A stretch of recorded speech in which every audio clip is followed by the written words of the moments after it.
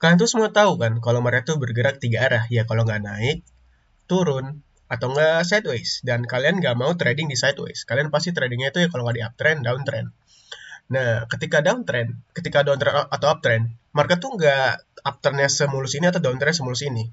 Pasti adanya ketika dia naik, dia turun dikit, naik lagi, turun dikit lagi, dan melanjutkan kenaikannya lagi. Sama kayak downtrend, ketika dia turun, dia naik sedikit dan melanjutkan penurunan lagi, dan naik lagi sedikit dan melanjutkan penurunan lagi.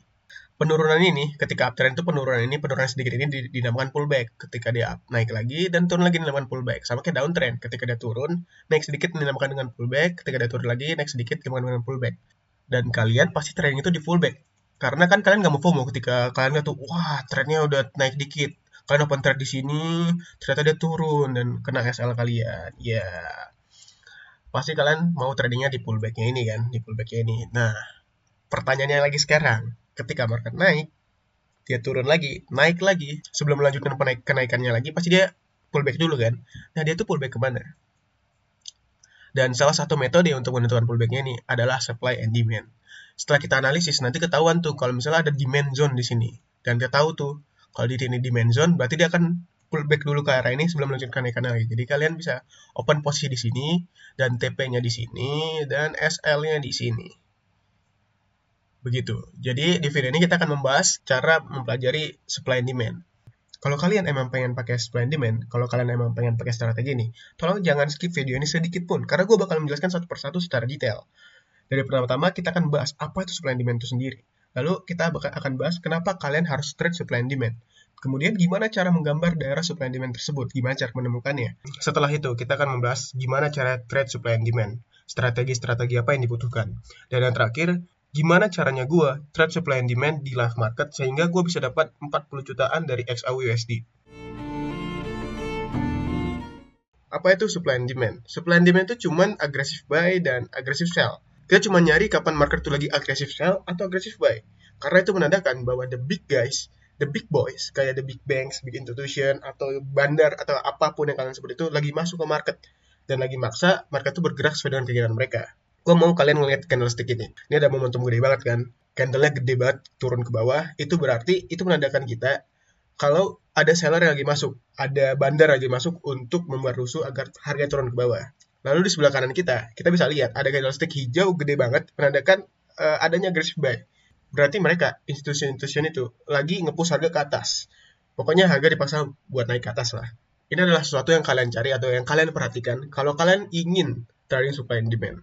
Karena ketika momentum ini, itu menandakan bahwa smart money, big institution, the big guy, atau bandar lagi masuk ke market. Lagi berusaha mengacak-acak market. Nah, kita tuh suka candle gede-gede yang kayak tadi kan. Kita nggak suka candle kecil-kecil kayak gini. Ini bukan supply and demand. Karena ini cuma candle kecil doang, baby candle doang. Kita nggak memperhatikan candle-candle kecil kayak gini. Nggak ada volume dan nggak ada momentumnya. Lalu kenapa kita harus trade supply and demand? Buat gue mau trade supply and demand. Itu gue untuk karena gue mau ikutin orang-orang yang bisa gerakin market. Karena mereka punya billion dollar atau bahkan trillion dollar untuk gerakin market. Siapa gue untuk bisa ngelawan arus? Siapa gue untuk bisa ngegerakin market? Nah, cara supaya tahu kapan mereka masuk market, ya dengan menggunakan supply demand ini. Jadi supply itu saat harga dibanding ke bawah secara agresif, dan demand itu saat harga dibanding ke atas secara agresif. Makanya gue suka banget ngeliat candlestick yang agresif, yang kayak gini, yang gede-gede kayak gini. Di saat momentum itu berarti mereka lagi masuk, bandar lagi masuk. Dan ingat, kita tuh retail trader. Kita tuh miskin cuy. Kita tuh miskin gak punya duit. Kita tuh gak punya uang lah buat gerakin market. Tapi mereka tuh punya billion dan trillion of dollar tadi yang gue bilang. Mereka tuh bisa gerakin market. Karena kalian tahu bahwa bandar ini atau the big guy ini punya uang dan kekuatan untuk menggerakkan market. Pasti kalian ikut arus kan sama mereka, bukan ngelawan arus. Dan banyak orang yang ingin melawan arus. Retail trader itu pengen ngelawan arus supaya dapat banyak duit. Makanya banyak retail trader itu banyak yang kena MC akunnya. Kalian ngerti kan kenapa kalian harus trade supply and demand? Jadi langsung aja gue bakal tunjukin gimana sih cara menemukan atau menentukan area supply and demand zone. Jadi cara yang pertama itu adalah mencari atau menemukan candle agresif atau momentum candle minimal 3 atau lebih. Kayak gini nih, ini ada 1, 2, 3, 4. Ini valid. Ini ada 1, 2, 3, 4, tapi kan kecil-kecil nggak valid. Ini 1, 2, 3 gede nih, ini valid. Jadi caranya itu adalah ketika kalian menemukan aggressive buy seperti ini kan ada aggressive buy nih. Kalian tandai candle sebelum dimulainya aggressive buy tersebut. Ini, tandai high dan low-nya, geser ke kanan. Dan sekarang ini sudah menjadi demand zone. Dan lihat di atas, ternyata market juga membentuk supply zone di sini. Adanya aggressive sell. Dan tandain lagi, sebelum candle aggressive sell ini, tandain candle sebelumnya. Yang ini, tandai atas dan bawahnya, high dan low-nya. Dan sekarang ini sudah menjadi supply zone kita. Dan lihat apa yang terjadi sama market. Dia naik ke atas, ternyata market membentuk supply zone. Dan dia nge-retest demand zone dulu, sebelum melanjutkan kenaikannya kan. Dia nge-retest demand zone, dia naik lagi ke atas, ke supply zone. Ternyata harga itu gak mampu untuk menembus supply zone kita tadi. Dan dia kembali ke bawah. Dia nge-retest lagi, ternyata belum mampu. Dia nge-retest lagi ke atas. Dan akhirnya turun ke bawah. Dan gimana cara kalian untuk trading supply and demand zone? Gampang aja. Kalian lihat di sini bisa buat order pembelian kan di sini tadi udah kita lihat adanya supply zone. Nah, kita buy limit di sini atau buy market. Di sini SL-nya selalu taruh di bawah dan TP-nya itu di sini di permulaan supply zone-nya. Jadi kita buy di demand zone, di area awal demand zone, dan TP-nya itu sebelum masuk ke zona supply zone. Ini kan untuk demand zone, sedangkan untuk supply zone kita penjualan. Jadi kan ketika kita menganalisis nih kan, ketemu nih, ternyata di sini ada supply zone.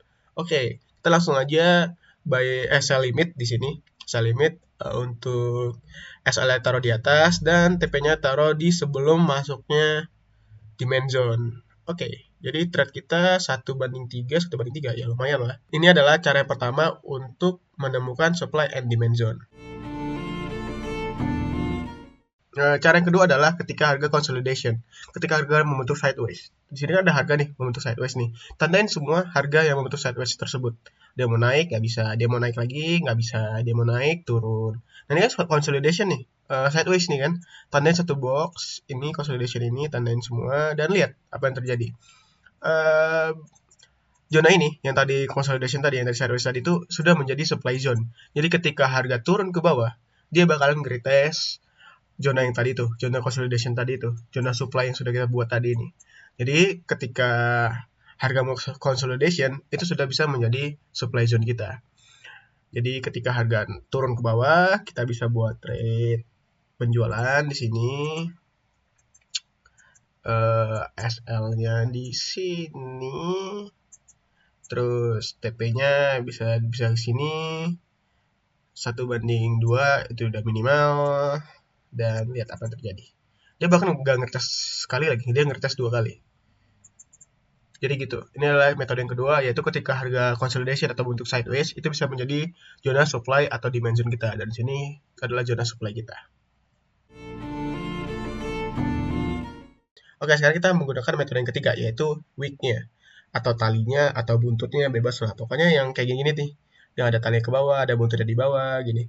Ini tuh menandakan adanya rejection oleh harga di daerah itu. Jadi kita bisa buat kayak gini. Nah, kayak gini nih. Kayak gini nih. Nah, jadi kita ini sudah bisa menjadi dimension kita. Jadi ketika harganya nyentuh tali-tali nih, nyentuh buntut-buntutnya nih, harga ke bawah, dia naik ke atas. Harga ke bawah, dia naik lagi ke atas. Pokoknya tali-tali ini itu menandakan rejection terhadap harga, penolakan sama harga. Itu bisa menjadi dimension kita juga. Oke, sekarang kita lanjut gimana caranya trading menggunakan supply and demand zone di live market. Yang pertama itu kita lihat di sini itu ada supply zone di sini. Kenapa? Karena dia itu ada aggressive sell. Di sini juga ada aggressive sell, tapi dia terlalu di atas dan udah kepotong sama candle hijau ini. Jadi sebelum dia aggressive sell di sini, kita tandain satu candle sebelumnya, yaitu yang warna hijau ini, yang atasnya dan bawahnya. Setelah itu kita drag, ini sudah menjadi supply zone kita. Setelah kita supply zone kita, ini gue biasanya memasang sell limit di sini. Jadi cara kalian untuk masuk ke market itu ada dua. Yang pertama itu adalah melewati open limit, sell limit, buy limit, atau ke open market. Jadi kalian buy market atau sell buy market. cara yang pertama itu sell by market dan open by market. Itu tuh ketika kalian trading, jadi kalian open posisinya itu pada saat harga di market itu. Sedangkan buy limit dan sell limit itu kalian tuh nandain satu harga. Kayak gue nandain di sini nih di 0,71393. Jadi ketika harga naik ke harga ini, baru broker gue menandakan bahwa itu ada sell di situ, langsung otomatis di sell gitu. Jadi gue biasanya itu 70% itu open buy limit, jadi open limit. Jadi sell limit atau buy limit biasanya, karena gue punya banyak kerjaan dan gue pede banget sama analisis gue. Gue udah menggunakan ini sekitar 2 tahun kali. Dan gue udah di market itu sekitar 6 tahun. Ya, 6 tahun, 7 tahunan lah. Nah, biasanya itu gue sell limit. Dan untuk SL itu di atas ini, di atas dia, di atas zona supply zone-nya. Dan untuk TP-nya, biasanya gue mencari dimension yang baru, dimension paling dekat. Ini kan ada dimension nih 1, 2, 3 nih di sini nih, di atas dan bawahnya. Oke. Dan biasanya gue untuk TP-nya itu sebelum masuk ke dimension yang baru ini kan. Nah, untuk SL-nya di atas ini udah 1:2,72 udah lumayan lah. Kita lihat gimana pergerakan marketnya. Bam bam bam. Oke, udah nyentuh. Bam bam. Boom, udah kena kan, udah kena TP. Dan kita lihat gimana pergerakan marketnya lagi. Dan ternyata ada moves ke bawah. Nah, di sini nih kan ada aggressive sell nih. Kayak tadi, mirip banget kayak tadi ya. Ada aggressive sell dan ada candle hijau. Nah, setelah ini apakah setelah candle hijau ini ada aggressive sell lagi? Ternyata agak ada aggressive sell lagi. Dan candle hijau ini bisa kita buat menjadi supply zone. Oke, supply zone. Kita lihat gimana pergerakannya. Oke, dia udah mau kesini, biasanya gue langsung open limit sell. Nah, karena misalnya ini kita berada di posisi kayak gini, kita nggak tahu nih TP-nya kemana. Biasanya tuh gue TP-nya itu kan ini letaknya di atas sini kan. TP itu kalau nggak 1:2, 1:2, 1:3. Nah, karena harga baru di level ini, biasanya gue cuman 1:2,5. Nah, kayak gini nih. Karena harganya belum tahu kemana, tapi yang gue tahu nih adalah downtrend. Oke, kita lihat, bam, retest dan langsung untuk sekitar ya 5 lah. 5R itu udah lumayan banget. Ya pokoknya begitulah cara nge-trade supply and demand zone. Jadi pertama kalian lihat dulu supply atau demand zone-nya kayak gini. Pakai cara yang pertama biasanya gue ngelihat dulu di mana supply zone-nya dan demand zone-nya. Gue tinggal buat sell limit di supply zone-nya dan TP-nya tuh di demand zone-nya. Atau enggak setelah kalian menemukan supply zone-nya, kalian bisa trade 1:2 atau 1:3 atau 1:2,5 kayak gini. Atau juga kalian bisa buat ke 1:3. Nih, 1:3 kena nggak ya? Kayak kena deh. Bam bam bam. Lama lagi dan kena. Ya, 1:3 juga kena gitu. Gini biasa cara gua trading di live market. Karena kalian nonton sampai di akhir ini, gue bakal nunjukin ke kalian trade gue kemarin di XAU menggunakan supply and demand. Jadi kan di sini tuh ada supply zone tuh di sini.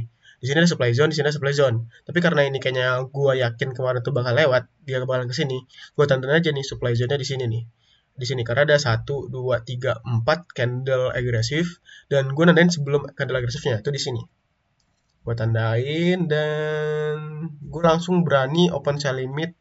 Gue itu kalau nggak salah nge-risk 5% dari akun trading gue. 5 apa 4? Pokoknya sekitar 4-5%. Terus gue open buy limit di sini, gue SL-nya tuh di sini, weekend-nya itu, dan gue TP-nya itu ke high-nya ini, ke high di sini. Ke high-nya kalau salah di sini deh, high-nya di sini. Dan kenapa gue yakin banget? Gue tuh pakai Fibonacci. Pakai Fibonacci, gue tandain ke low-nya dan ke high-nya. Nih. Ini nih pas banget di 61 gitu. Di sekitar sini lah. Pakai Fibonacci dan gua tuh yakin banget tuh kalau misalnya ini tuh benar-benar zona buy lah di 618 kan. Dan gue pede aja kan. Dan gue pede nih karena udah ada 2 konfirmasi. Kalau misalnya udah 2 konfirmasi yang benar, yang benar-benar kalian tahu itu memang benar, itu sangat-sangat meyakinkan kalian ke trading itu high probability trading, high win rate trading lah. Jadi gue pede nge-risk akun gue sekitar 4-5%-nya, terus gue tinggal aja kan, gue tinggal dan gue lihat nih. Tapi gue TP itu di sini, seharusnya kayak gue bisa TP di sini deh, di 272. Nanti gue ajarin lah tentang gimana cara menggunakan Fibonacci. Gua di TP ini biar aman di Halasai-nya. Bam, bam, bam. Nah, bayangin dia nyentuhnya kayak gini nih, tipis banget dia nyentuhnya. Dan gue langsung TP. Yang benar kayaknya ke 272 deh, nggak salah. Nah iya, dia langsung ke arah 272. Ini menggunakan Fibonacci. Di Fibonacci ini kita bisa tahu kapan kita open posisi dan kapan kita TP juga menggunakan Fibonacci. Itu ke next videonya, biar kalian lebih banyak lagi konfirmasi trade kalian. Oke, mungkin ini aja buat video kali ini, video kedua, menggunakan supply and demand. Kalau kalian ada pertanyaan, tanyain aja di kolom komentar, bakal gue balas kok.